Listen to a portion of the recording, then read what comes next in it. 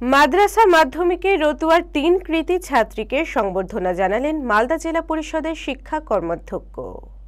শুক্রবার মাদ্রাসা বোর্ডের ফল প্রকাশ হয়েছে। 10-এর মধ্যে স্থান পেয়েছে রতুয়ার ভাদো বটতলা আদর্শ হাই মাদ্রাসার ৩ ছাত্রী। বোর্ডে পঞ্চম হয়েছে খালিদা খাতুন। সপ্তম স্থান অধিকার করেছে নাহিদা ইয়াসমিন ও জাহানারা খাতুন।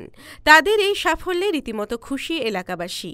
শনিবার এই ৩ ছাত্রীকে সংবর্ধনা জানান মালদা জেলা পরিষদের শিক্ষা কর্মাধ্যক্ষ ফজলুল হক।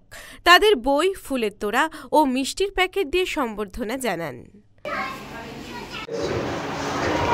আজকে এসেছিলাম, আজকে আমাদের খুব গর্বের দিন। আমাদের ভাদো বটতলা হাই মাদ্রাসা থেকে 3 জন ছাত্রী মাদ্রাসা বোর্ডে পঞ্চম এবং 2 জন সপ্তম হয়েছে। তাদেরকে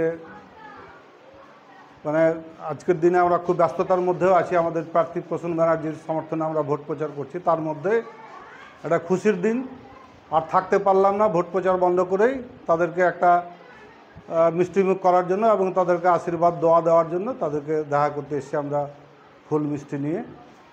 আমরা আশা করছি যে যেভাবে এই মিশনগুলো গড়ে উঠেছে তাদের সহযোগিতা নিয়ে আমাদের ভাদো বটতলা হাই মাদ্রাসা গতবার এবং বেশ কয়েক বছর থেকে ধারাবাহিকভাবে যেভাবে রেজাল্ট করছে তাতে আমরা খুব খুশি।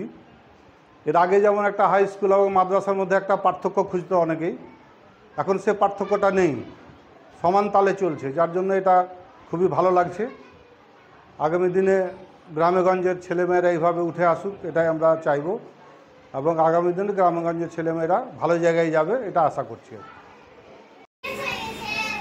মালদা টুডে।